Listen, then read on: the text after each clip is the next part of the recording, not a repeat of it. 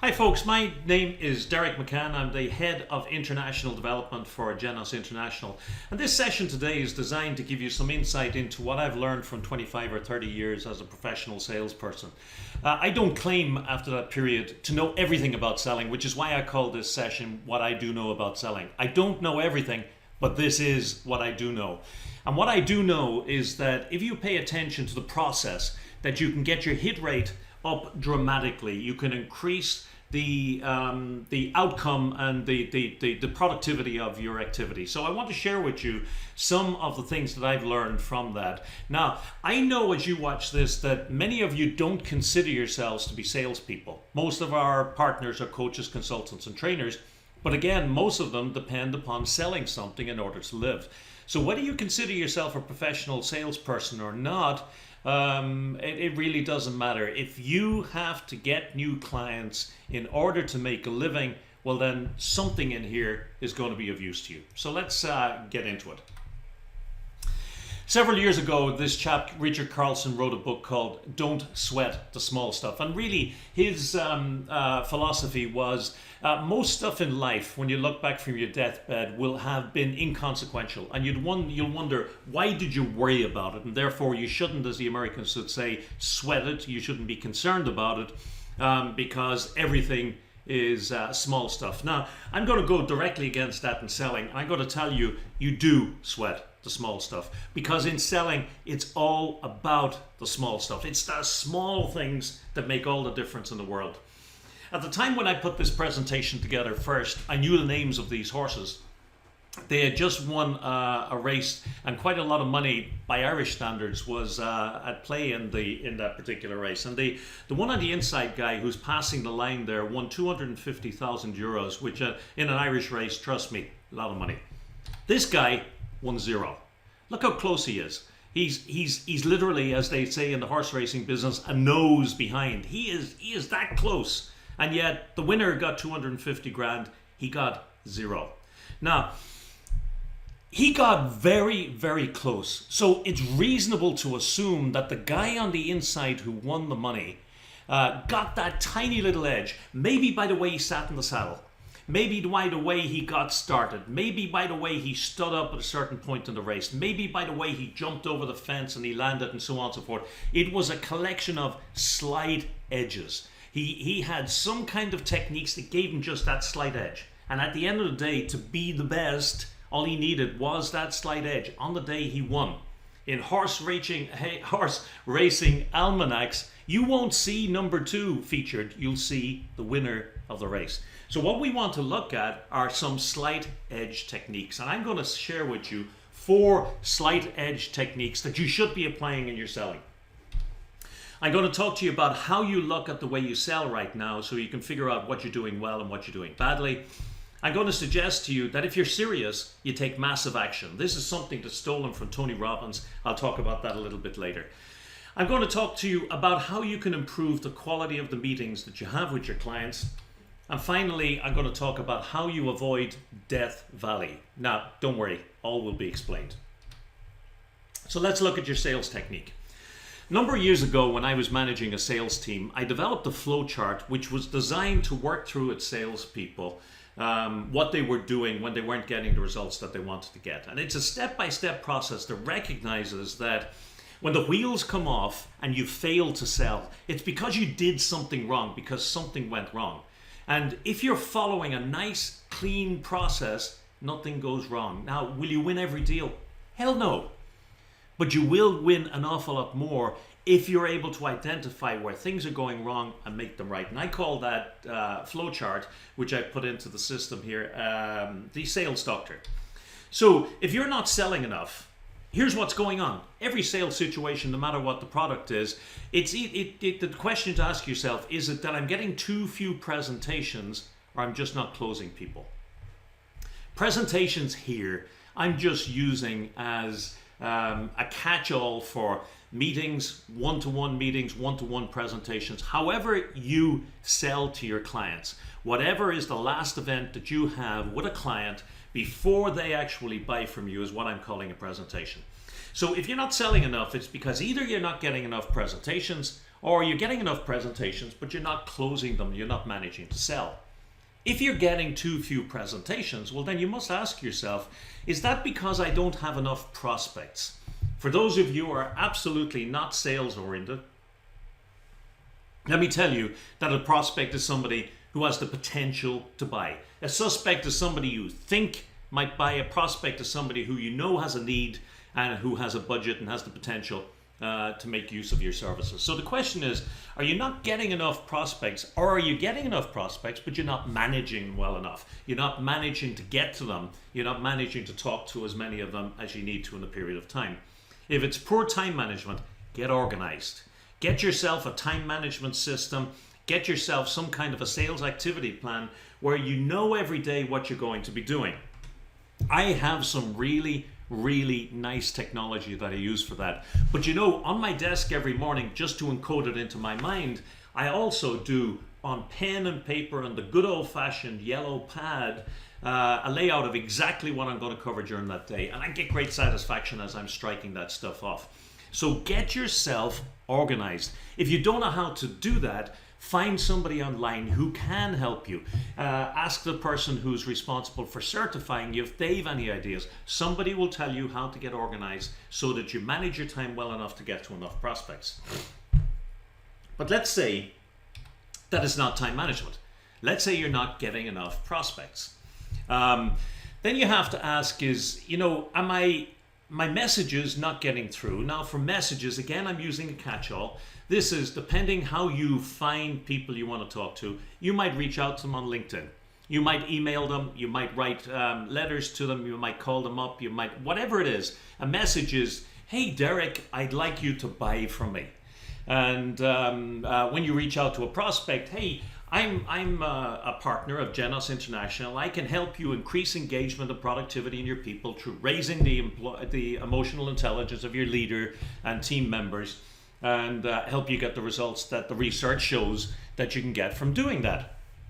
And the question is, am I either not getting those messages out to enough people who are saying, oh, that's interesting, come and see me, talk to me, or is it that I'm getting the messages out, I'm getting it out to enough people, but I'm not following up?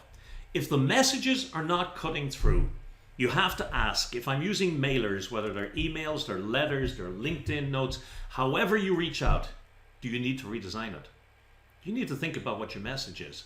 Do you need to consider who you're targeting? Are these people, if they're not responding to you, is it because the message is bad? Or is it because they're just not really the right people for you to be talking to? Or is it that your positioning for the product is wrong? Maybe you're talking to them about, for example, improving engagement, and they've already sorted that, and they're more interested in talking about productivity or increasing sales or whatever. So when the message is not getting through and you're not getting enough prospects, you have to ask these questions of yourself, and according to that, you make decisions on what you're going to do. If it's poor follow-up, so the messages are getting through, people are saying, yeah, that'd be great, but you're not following up quickly enough and they're dying on the vine. Why is that? Let me tell you something. 99% of people, even the macho salespeople, are afraid of making cold calls. They're afraid of picking up the phone and calling that person they sent a note to on LinkedIn, or sent a message to, or sent a letter to. Or is it that maybe you're not afraid of calling, but you just don't have time, or you don't have the motivation, or you don't have the phone skills, or whatever it is? You need to ask yourself, why am I not managing to follow up? If I'm getting enough prospects and they're showing an interest in the message, but I'm not getting to follow them up, why is that? Okay. On the other side of the tree, let's imagine you're getting plenty of presentations, plenty of meetings, plenty of events where you should be selling, and somehow they meet you and they say, Derek, it's wonderful, I love what you're doing, but they never follow up. They never buy anything from you. You have to wonder, is it because they just weren't good quality prospects in the beginning? If somebody doesn't have the need for your product, even if they like you and they like what you have to say, they're a poor quality prospect. If they have the need for your product, but they don't have the money to buy it, even though they like you, they're not a good quality prospect. So a quality prospect is somebody who has a compelling need for your product, who can afford it, and whom you believe is likely to buy from you. If it's a or is it poor quality prospects, or is it that the way you deal with those meetings is bad, or your sales skills bad? Because people don't want to be sold to these days. They want you to solve a problem. So is your sales approach around solution selling, or are you trying to hard sell them on something? So is it poor quality prospects that are wrong people, or is it poor quality sales skills? If it's the prospects, you have to think, who am I targeting? It's more of what I said over here in terms of reconsidering your target base. Am I targeting the right people and qualifying those? Your time is money. If you're spending time on front of prospects who are not buying, you have to figure out why. And if they're not suitable prospects, well, then you need to stop spending time with them, even if they like you. And then finally, is it the approach and the offer? Is it that they just, they're interested, they have the problem you're solving, but what you're presenting them is just, yeah, it looks okay. Yeah, don't call us, we'll call you. So just think, are they poor quality prospects, or is it poor skills? If they're poor sales skills, here's what I suggest. One, you need to get some sales training. But two, talk to your Genos representative, talk to your distributor, or talk to me about the best way of selling our products. Do you have a process? Do you know what step 1, step 2, step 3 is in selling somebody? And are you able to identify where things are going wrong? So you will know, if you're honest with yourself, where the sales process is going wrong and where the wheels are coming off. And that's when you decide, what do I need to do from a skill perspective? If you're managing people in your organization to sales, you walk them through this and you talk them through it and you coach them to see, where is it going wrong? If you're managing yourself, for God's sakes, be honest with yourself. Where's it going wrong? And get in and fix it. And then if all that does is move you further down the road, but you're still not closing, then find the next point of failure.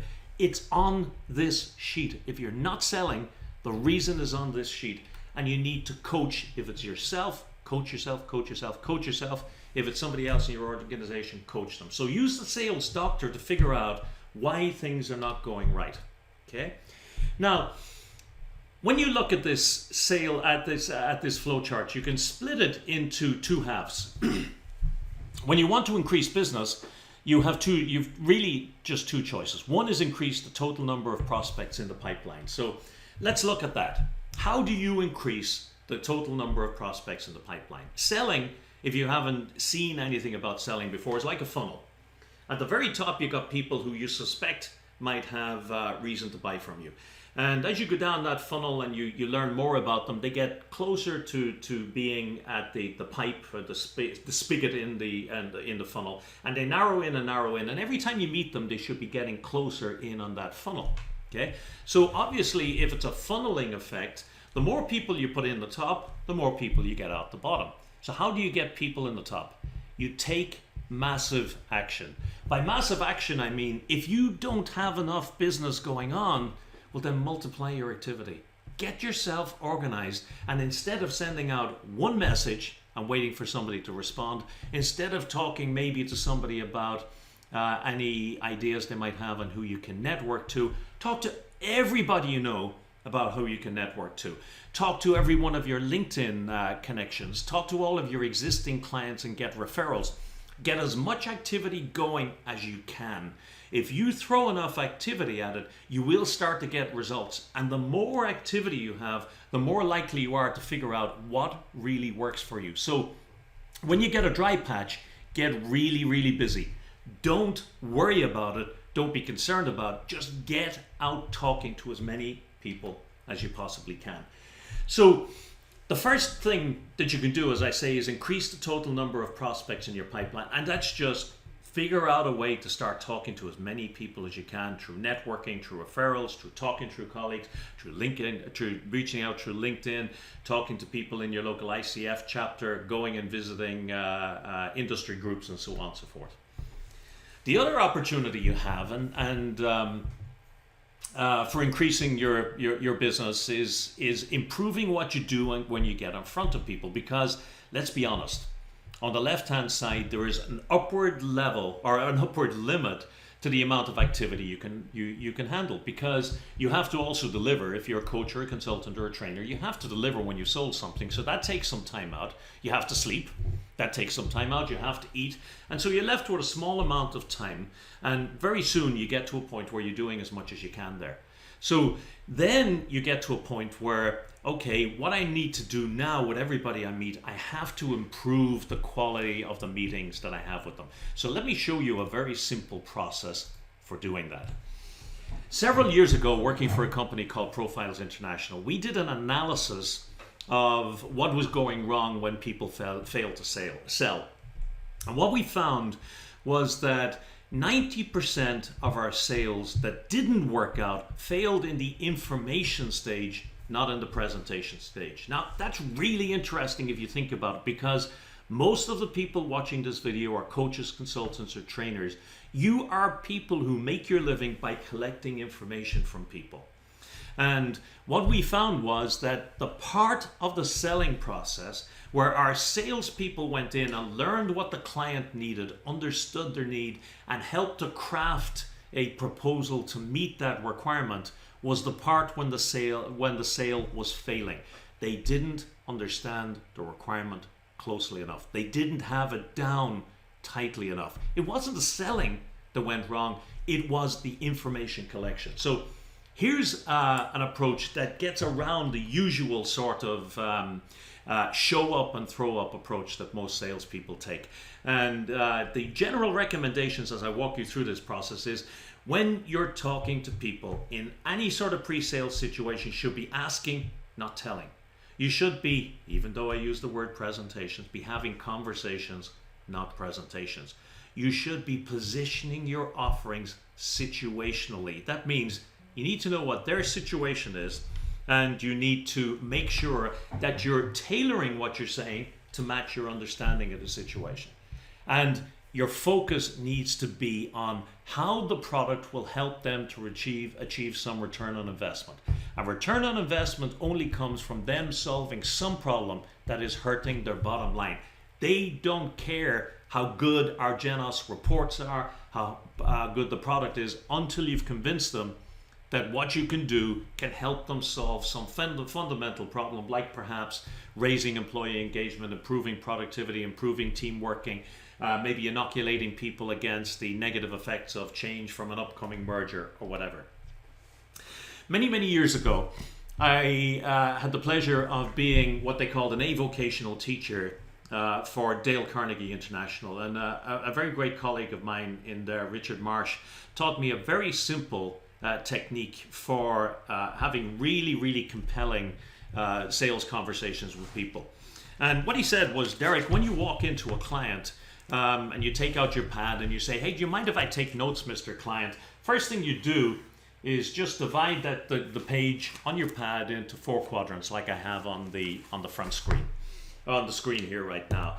And what you want to do then is conduct the interview with this person, this conversation, not presentation, about what they're trying to achieve following this formula.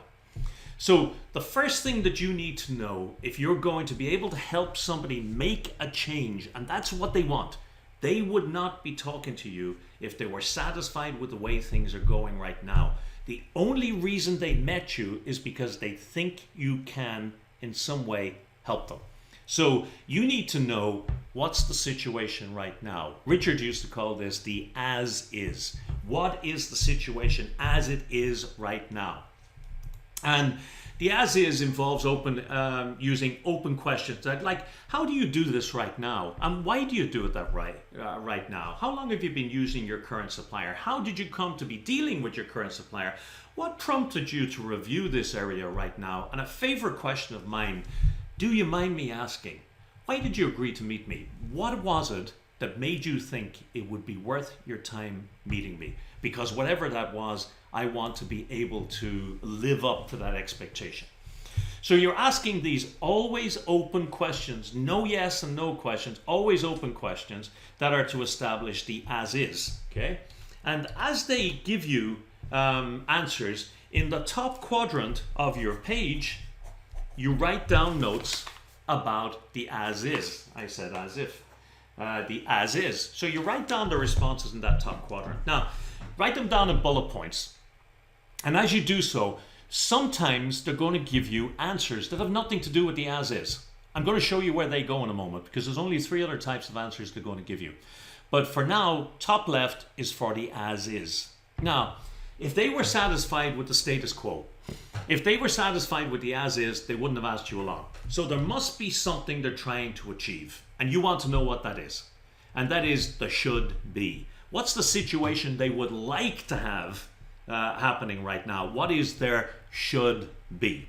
Okay, and should be questions are: what level of productivity would you like to be achieving in the real world? What's your longer term vision for this business? If it was a year from now and you successfully made all the changes you'd like, what changes would take in place? What does more productive mean to you? Where do you want to be in 12 months time? Open questions that are asking them to look at what do they want to achieve?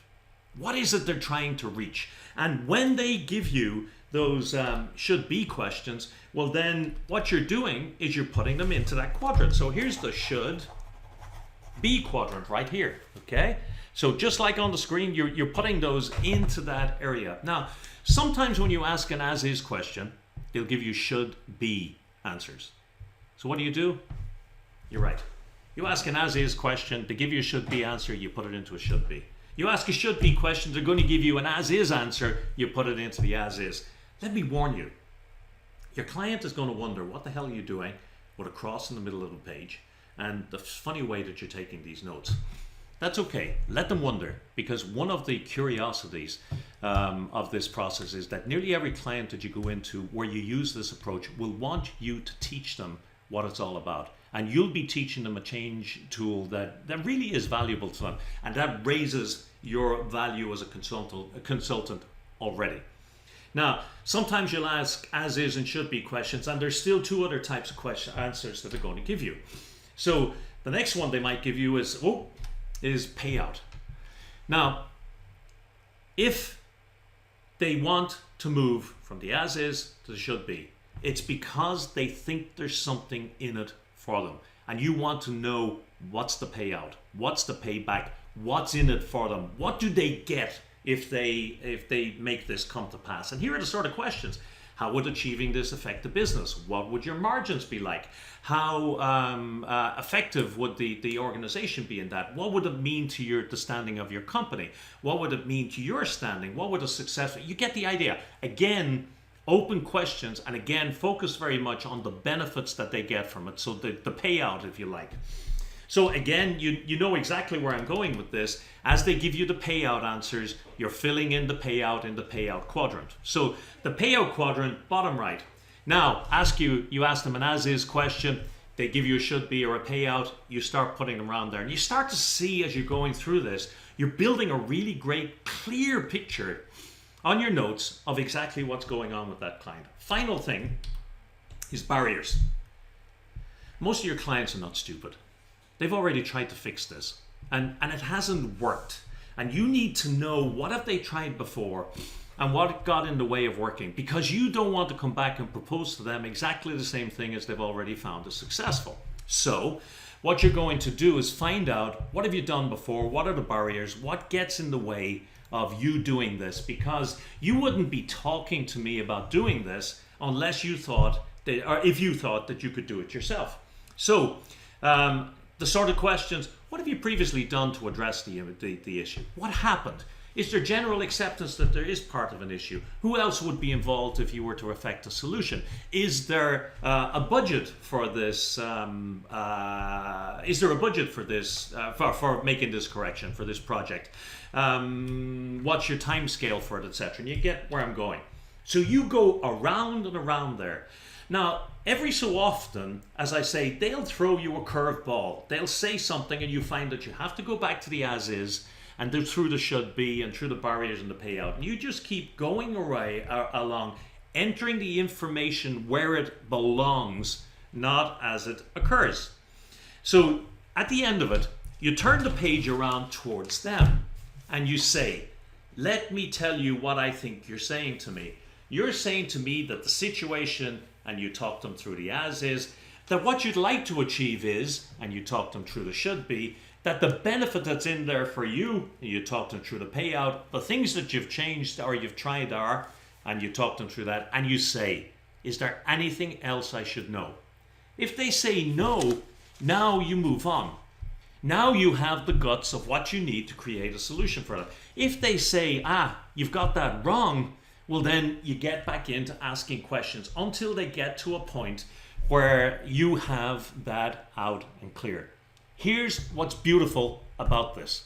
One, they have agreed you understand the requirement inside out. Two, you will have, and they will have, a clearer understanding than anybody else has of that problem. No other salesperson or consultant will have got that clarity of mind with them, and you've already built confidence. Three, when you go back to the office, what does your proposal look like? Dear Mr. Client, you told me the situation currently is this, but that you'd like it to be this. And if you can achieve that, you will get the following benefits. Here are the things you have tried to do and the barriers that are in the way, and then you give them your solution. Think about it. You've just built their confidence that you really know what you're doing. You've just given them free consulting. And trust me, a lot of them will want you to teach them this technique for note taking. So use that in all your meetings. It takes a while to get used to it, but start right now.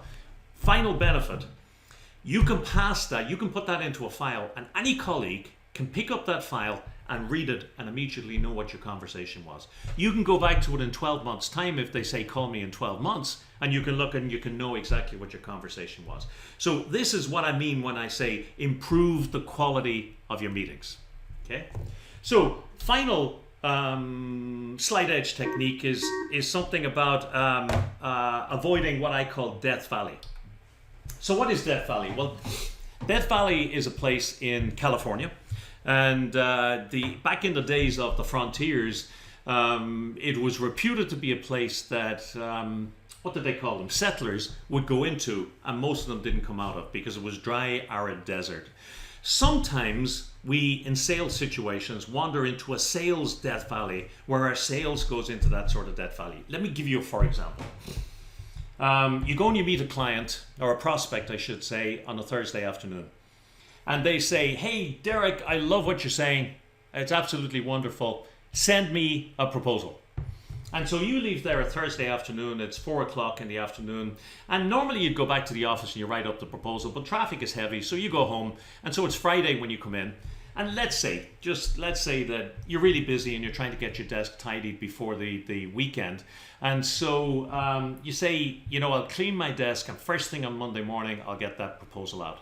And so you start preparing the proposal on Monday morning. Monday morning comes along, you put the proposal together, you really like it, and you either email it or you put it in the mail to your client. And you say, I'm not going to call them on Tuesday because that looks too hungry. I'll call them on Wednesday for the first time. And what happens the first time that you call them? In almost every situation, hi, you've reached the voicemail of Derek McCann, please leave a message after the tone. And you say, hi, it's Michael, I'm calling to follow up on the meeting we had and the proposal I sent you. I'm just wondering, how'd you get on with that? Now that you've left that message, you go away. That's Wednesday. Following day, it's the 1 week anniversary of you having met them. You say to yourself, likely as not, I don't want to seem too persistent, so I'm not going to call them back 2 days in a row. And when it gets to Friday, you say, you know what, nobody likes being called on a Friday because it's Friday and they're trying to clean their desk. And then it gets to Monday and you say, nobody likes to be called on Monday because it's Monday and they're trying to get organized. So you call on Tuesday. Hi, you've reached the voicemail of Derek McCann. Please leave a message after the tone. And even if Derek really wants to talk to you but is just busy, you're now into the second week since you met him. So you've left a message on Tuesday, you don't want to call him on Wednesday, so you call on Thursday. It's the second week anniversary of talking to them. And let's say you do get lucky and you get through this time. And you get through, it's 2 weeks since you spoke to them, and it's the guts of 2 weeks since you sent them the proposal. Their excitement about the proposal has probably already passed. Whatever they felt on the day, they got busy with their email and their lives, and they realized, or they just got distracted, and maybe you hear that when you hear them on the telephone. They say, oh yeah, Derek, Michael, oh yeah, I remember you. Let me get back to you. And you know that you've just gone into Death Valley. They say, I'll call you. A week goes by because they've said, I call you. You're now 3 weeks since you met them. And you're kind of nervous of calling them, but you call them and you get the voicemail and so on and so forth. Your deal is now in Death Valley. And what happens very frequently to deals in Death Valley is they dry up, they shrivel, and they die. Well, I'm going to make one suggestion to you that will change your life entirely. But it takes guts to implement it. And it avoids you going into Death Valley. And that is, at the end of every single call, every time you meet somebody where they say, send me a proposal, you say, great, I'm going to do that. Let's take out our diaries and put in an arrangement for us to meet in 2 days or 3 days, and I'll bring the proposal to you. Listen to that. Now, when you say that to some people, they will say, well, there are two things they might say. Yeah, that sounds great. Super. I'll see you on, it's Thursday, I'll see you on Tuesday. You go back in, you bring in the proposal, you walk them through the as is, should be, barriers, payout, etc. You walk them through the proposal, you're face to face, you've managed to keep the excitement, whatever excitement they had about the proposal, good and fresh and alive. The other possibility is that they say, no, I don't want to do that, just mail it to me. And you say, we have this policy, we think it really wastes our clients' time when we do that, and I'd really like to walk you through it. Tell me, is there any part of the proposal you're worried about? At this stage, you may get something that comes like, this is the decision we don't actually plan to make for 3 months. Now, frankly, from my perspective, if that's the case, I have a judgment call then. I have to decide, do I want to put that proposal in and leave it sitting there? Or do I want to say to them, yeah, tell you what, I'm going to call you back in a few months' time. And I'll come and see you. And then you can write to me, you can say, here was the problem, here's the as is, here's the should be, here are the barriers, here's the payout, and so on and so forth. Now, other reasons that they may decline as well is because if they're anything like Irish buyers, Irish buyers in general are very nice, and they don't want to disappoint you if they like you, and so they will tend to say, send me a proposal, instead of saying, no, I'm not interested. Now, if that comes out before you leave, and it turns out that you uncover a lack of interest, man, that's great. You've just saved yourself the hassle of building that proposal, of making all those phone calls, and the wasted hope that you might actually sell something. So I would say to you, every single time that you meet a prospect, ask them, when are we going to sit down to deliver back this prospect? Never mail it back if you can possibly avoid it. Now, people say never. Of course you should never say never. Are there circumstances where you would send it back? That's your judgment call. But in general, make this a practice. It uncovers objections for you. So, rounding up and bringing back to the 4 slight edge techniques. I said, first off, make sure your sales technique is working. Use the sales doctor. 2, if you get a dry patch, don't get worried. Get busy. Get out and see and talk to as many people as you can. And if you don't know what to do anything. Just get busy. 3, use that 4-step process for meetings to improve your meeting quality. And 4, did I say 4 already? And 4, avoid Death Valley. Ask every time you meet somebody if when you can meet them again to come back with the proposal. Now, as I said to you at the beginning, I don't know everything about selling, but I do know that it has always been about, and it will always be about, activity. As time goes on and there's more competition, you're going to need to have more activity than you've ever had before. You're going to have to be more focused on who you conduct that activity with, and it's going to have to be better quality activity than you ever had before. And if you want to win more than anybody else, it has to be more activity than anybody else. So that's what I do know about selling. And I know if you take any, or ideally all of these approaches, and you start building them into the way you sell, I guarantee you, you will sell more. So thank you very much for listening. I hope this was useful, and please throw a comment down below and let us know your experiences from using these techniques. Take care.